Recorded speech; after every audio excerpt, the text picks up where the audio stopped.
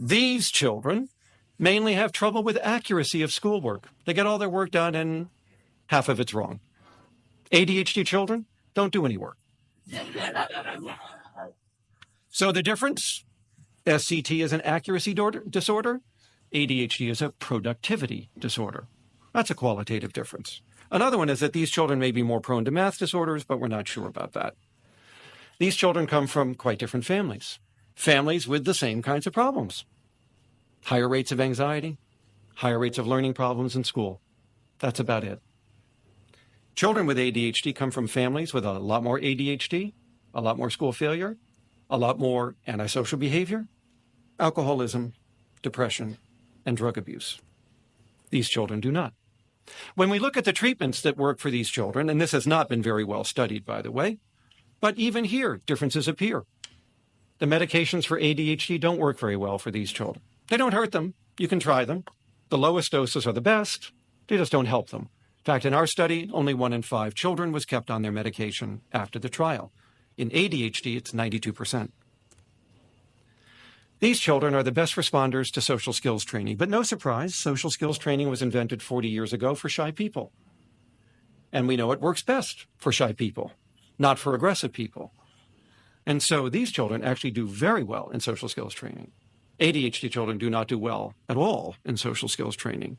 If they do, it needs to be done in the school environment with the children they go to school with, not in a summer camp, and certainly not in some Saturday morning clinic with other children they'll never see again the rest of their life.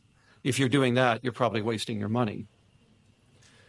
So if they benefit, it's because they benefit by the teachers and others doing the training outside of the clinic environment, in the natural setting where the social problems arise. And even then, it's not so much the skill training as prompting and cueing and rewarding the occurrence of the skill. Now, do be aware that research now shows that 1 in 4 children put in a social skills group will be made worse by the group.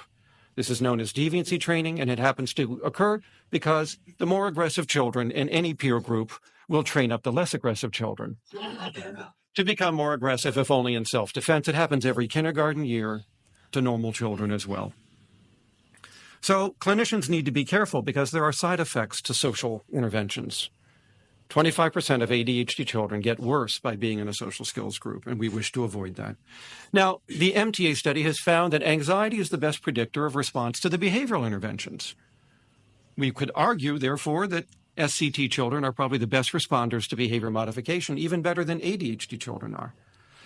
We know that cognitive therapy, which is teaching children to talk to themselves, fails for ADHD. We know why now, because the mind's voice is not developing on time.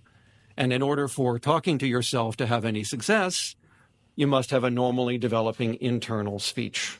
And they don't, at least not until adulthood. And then some cognitive training does help as a supplement to medication. But in childhood, cognitive training doesn't help ADHD. But this isn't ADHD. So shouldn't we revisit this and do cognitive training for SCT? No one has done it. There's a dissertation. You know somebody who wants a dissertation? I just gave you one.